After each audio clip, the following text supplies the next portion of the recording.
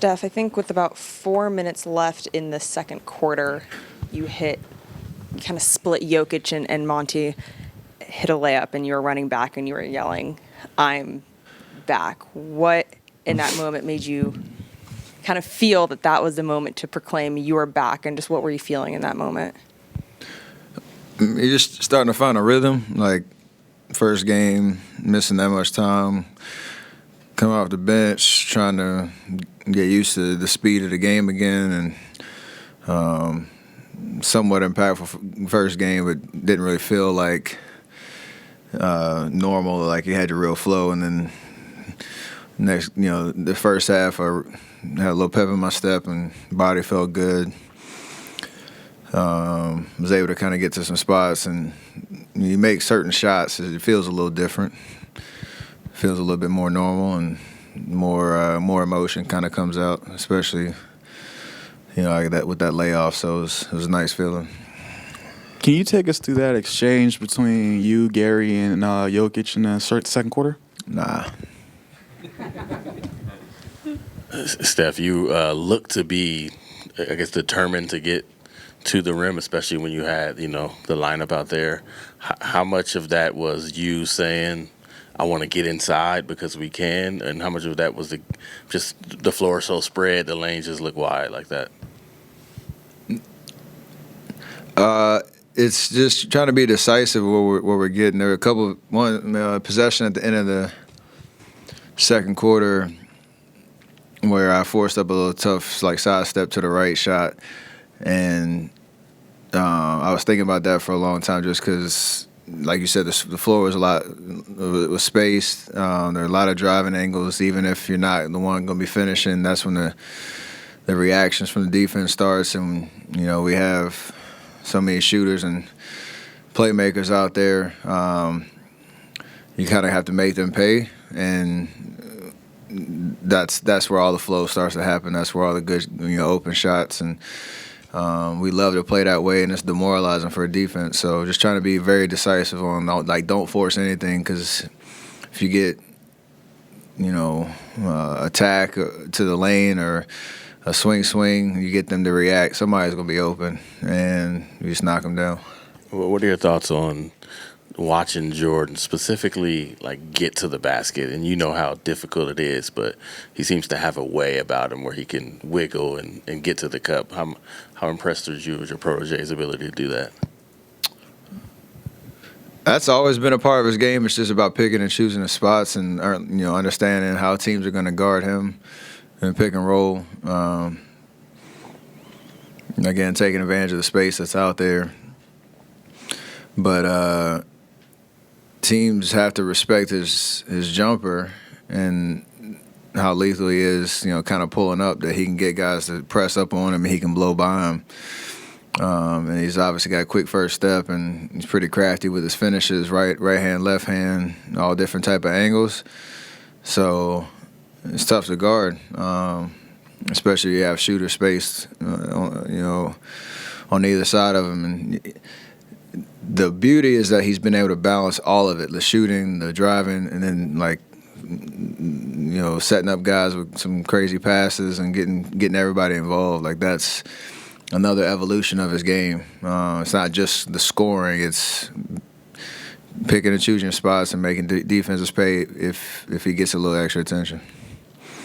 Steph, Draymond said when he feels he's getting under somebody's skin, he just presses even more. And do you sense that he's getting to Jokic? And also, did you have a feeling you guys could make so many deflections and get the steals that you got tonight?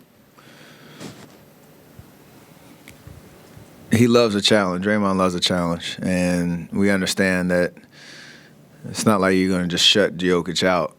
You're not going to keep him in single-digit scoring. He's an MVP of the league last year, and see what happens this year. It's a thing where you just make him work for the entire course of the game and try to, like you say, frustrate him as much as possible. Try to make things difficult. Even if he scores, you want everything to be difficult, and that's what Draymond loves about this matchup. Is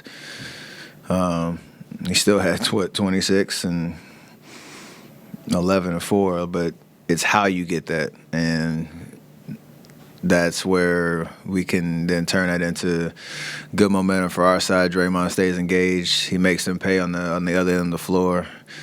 And we all have to do our job, behind him. But in that one-on-one matchup, nothing's going to be easy. If you're going to score, you got to earn it, and that's Draymond's MO. Steph, there were a lot of memorable sequences with that three-guard lineup tonight, but was there maybe one in particular that kind of stood out? Did you have kind of like a favorite? I can't pick one, but it's just that feeling when everything starts to click and how fast we can play, and we still only had 9 turnovers, so like there are a lot of back-to-back-to-back plays where it's kind of pick your poison and everybody was kind of getting involved. So I can't pick one. It's just that emotion, that feeling, that momentum we were able to create. Got the crowd into it. You could tell it was affecting them on the other side. Every time out you look down, they're trying to figure something out. So that's playoff basketball in terms of you can get a team to have to worry about so many different things. Like it makes the game a little easier. Steph, are you expecting to return to the starting lineup very soon, or does it matter at this point?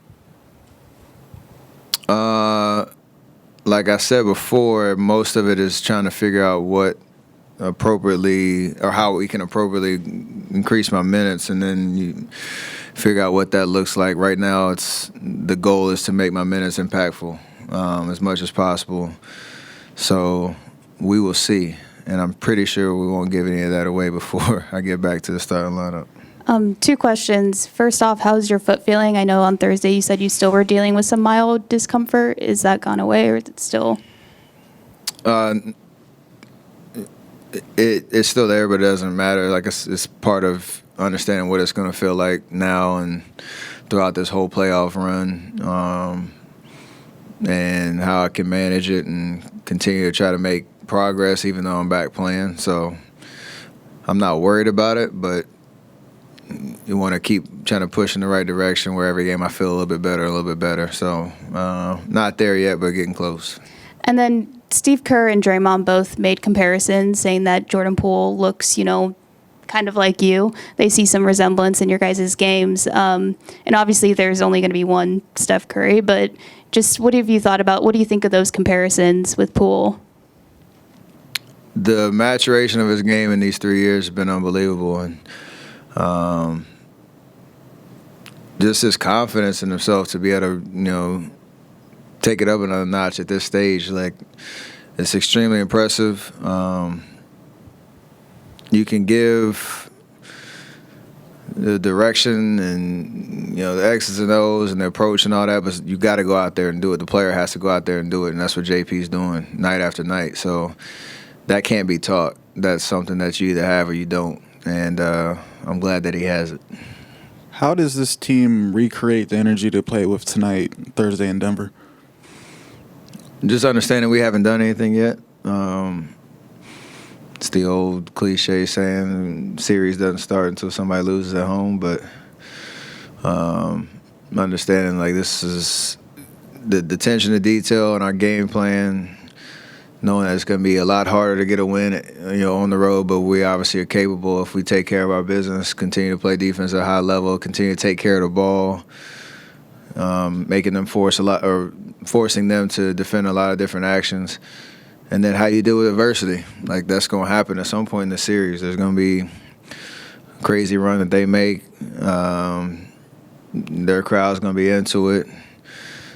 And we have to kind of impose our will, hopefully, pretty quick when we get up there. And, Draymond said in the locker room, like, Game 3 is huge because you can, snag that momentum and then try to get greedy after that. So it's going to be a hard-fought game on Thursday. You and JP combined for 63 points tonight. What's it like being out there with a guard who has similar, in many ways, skill set with you and the things that you guys can both do that really kind of do things to defenses? I mean, it's hard to game plan against because you have to give up something, and like in those moments, we still got Clay on the other side. You got Draymond out there being a playmaker. Otto, Wiggs, Andre when he's healthy. Belly was out there for a little bit. Like, there's just a lot of options, and for a team to make those decisions on the fly is difficult, especially when we're playing fast. So it helps that, not that like we don't take turns, but like he can put him in a pick and roll. Me and Clay can space in the corner. There can be secondary and third options if they want to trap him, or guys stay home to us, and he has all the room in the world to make plays. All it is just being decisive. Like I keep saying that, you just know what we're trying to get on every possession, take care of the ball. Usually gonna have an open shot, and we live with those every possession. Draymond got up there, looked at the stat sheet, and just said, "Wow," and he was commenting about your plus 32. Do you say "wow" when you see that? What does that number mean to you? Is it significant? Make my minutes impactful. That was the goal. Hey, Steph, on that note, I think it's safe to say there would be a lot of star players where it wouldn't sit well with them with the idea of coming off the bench after being out for a while. How have you managed to look at this through a different lens? It helps that I've been through it a couple of times and had to make that decision where, like, what's really important? Is it about starting and then just having that moment where you get your name called, and is that really that important? Or can you think about the big picture of, again, like when you're forced into a minute restriction, it kind of makes the decision a little easier. But it's like I want to be out there, like with a constant kind of flow throughout the game. Obviously, I want to be out there in a closing, lineup in the big moments of games, and maybe change that narrative a little bit in terms of cards you're dealt with an injury and missing that much time and coming right back. Like, it's about just winning the basketball game, and obviously the versatility to be able to try to do a lot of different ways. So I'm proud of the way that we've all handled that situation, and we'll continue to make hopefully the right decisions as we keep going. Steph, at what point does Jordan Poole shoot the technical free throws? Never. Never. Even I'll miss 10 in a row. You see me right there. Stepped up to the line that first time. I said I like that healthy competition because obviously I know he edged me out in the season-long race, and we set high standards for shooting free throws. So, it's going to take a lot more than one free throw champ to get me off that line for the Tex.